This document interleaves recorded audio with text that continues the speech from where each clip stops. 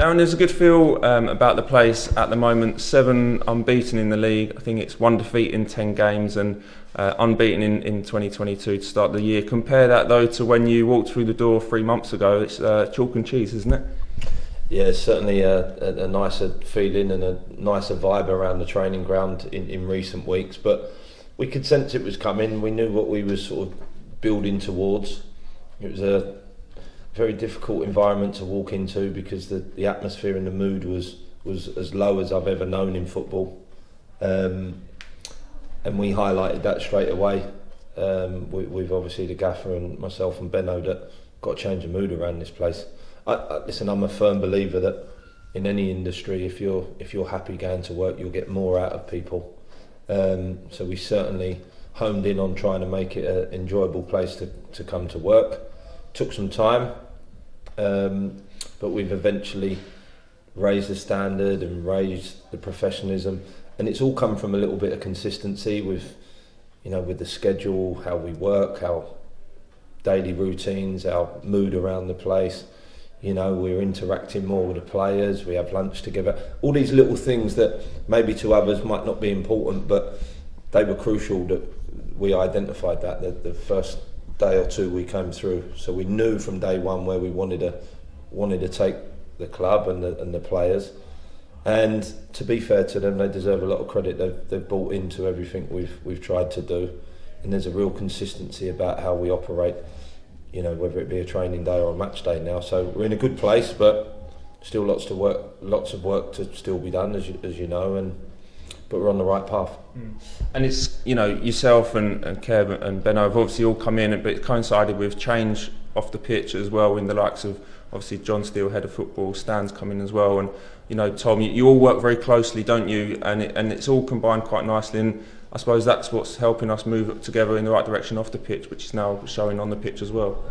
Well, I think the one thing you've got with all of them names you've just mentioned, and obviously the coaching staff as well, is we're all on the same page. We all want the same things, and we're all swimming in the same direction. Which, that's all you ever look for. The best teams in the country have that in abundance, and that's what we're striving towards, and that's what we're aiming as a key factor in taking the club forward.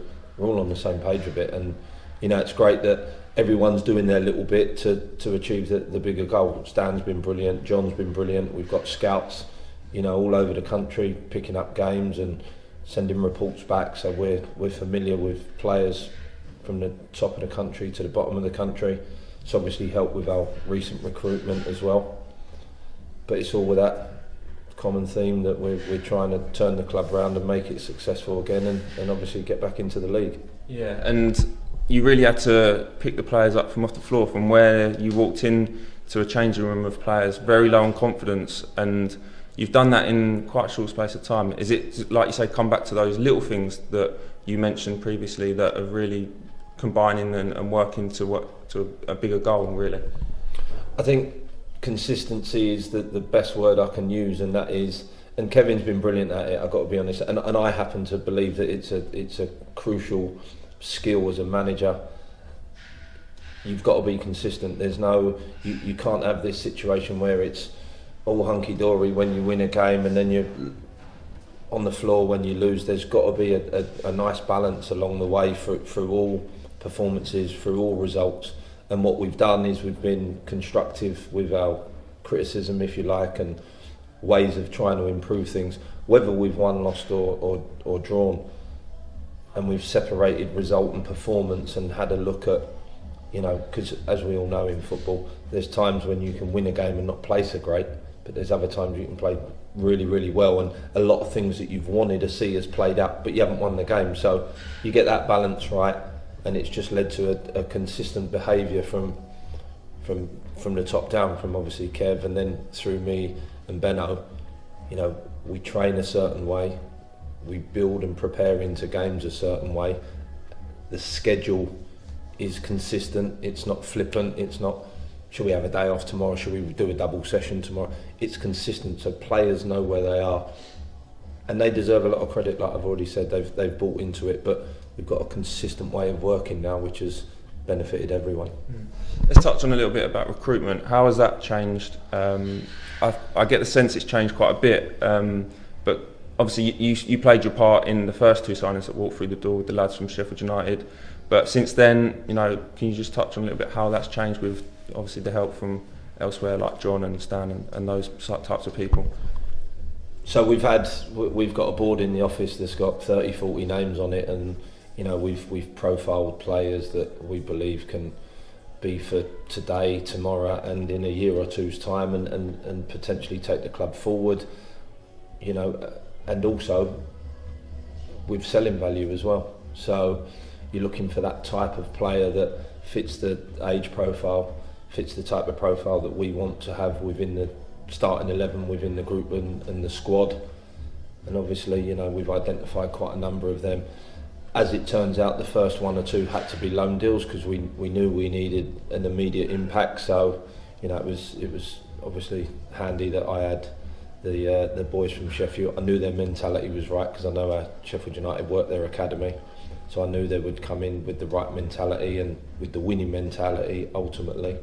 But a lot of our recruitment is just around how we're profiling players and selecting the ones that we think can take the club forward. And you've certainly taken to your role at the club, and I think that the fans have certainly taken to you as well. Just to explain how how it's sort of come about, the celebrations that we see as well, and also one thing I've noticed as well before the game that the warm up you always go over to appreciate the fans. So that connection is there, isn't it, between the fans and the players? I think it's crucial, and I do it from the bottom of my heart. It's not just a gimmick. I mean it. I like the connect. I liked it as a player, and I like it as a coach, assistant manager, whatever it is. I like that. Fans are the lifeblood of every club, so you need to get them on board. And I was astonished by how many fans obviously turn up every week, but through such a difficult period for the club, and they're still coming out in their numbers.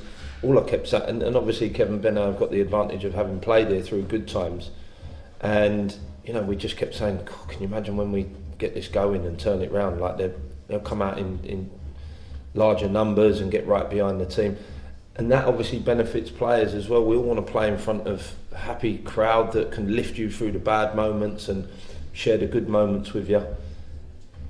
And we did notice early on, and it's no one's fault, but you just sensed the whole atmosphere. If ever we conceded, you just felt like the whole place went flat. But now there's a real change in mentality for everyone, and the fans are helping the team through sticky moments in games and difficult periods during games. And they're giving the love back as well. They're wearing the shirt, I'd like to think, with more pride, and they're all fighting hard for the cause. And it's just led to a nice relationship between staff and fans, staff and players, players and fans. And I can get carried away, I'm not going to lie. I love that moment when the final whistle goes and we've won, and I'll share that moment with everyone.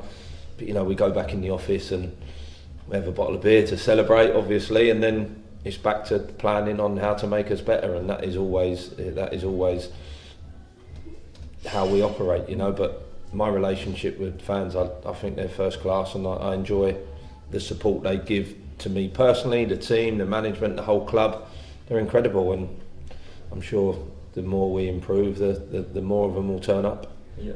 Well, we always earmarked January would be a big month, and we've come through it in good nick, and I think, to say the least, it's been a good start to the year, hasn't it? Now a weekend off, but important not to get too high, because we've got a big game coming up and a real good test against Bromley, a chance to maybe see and test ourselves against one of the better sides in this division and really prove how far we've come. And that's the thing about levels. I hear a lot of people talking about knowing the level, and I get that. National League is probably as difficult a league in respect of when the top plays the bottom, they're never a given. They're always difficult. You play the top Premier League teams versus the bottom, you can pretty much guarantee the outcome of the game. But here, whether you're playing bloody Chesterfield or Dover, they're difficult games. You see how difficult Dover made it for us the other day. Horrible pitch, They got nothing to lose. They're all committed to the manager because the manager's a good guy. It's a difficult game, and we've had to win it on the back of a set piece. So our preparation for Dover, Chesterfield, Stockport, Bromley, whatever it is, it don't change. They're all really tough games. You can only ever really determine how easy a game was after it. You know what I mean? Before the game, you have to plan like it's going to be the hardest game of the season, and that's the message to the boys. Obviously, confidence at the minute is high on the back of the form that we find ourselves in, but they've earned that, and there's nothing to fear. And you know, you just touched on our fans with them guys getting behind us as well. It's going to be a difficult game for us, but I'm sure it'll be a difficult game for Bromley as well. And just overall, I suppose tough start. You know, coming back into the job in October, but from where we are now, enjoying everything and enjoying your time here at the club, and looking forward to like what we can achieve going forward. Yeah, it's a great club, and I've said this to people, and I've done one or two sort of podcasts and whatever. This club's just waiting to get going again, you know, and there's some terrific people on the inside, but there's been a lot of negativity around the place. Listen, I don't know enough detail about it, but I live in Essex, so I'm aware of what's been going on. But you know, we're in a better place, and a lot of good people and a lot of good work gets done, and we just need to change the perception of the club, because it's a fantastic club. I've played against the club many years ago, and I know they want to be higher again, but we've got to earn that right. And like I say, I think we're on the right path, and it's nice to feel like everyone's together rowing in the same direction. But you know, we've got a target for this season. We've got a target for the next year or two as well, and obviously with the stadium plans going ahead and that, it's a real exciting time on the back of a difficult period, and I'm absolutely delighted to be here. I think it's a great club, so I'm very happy.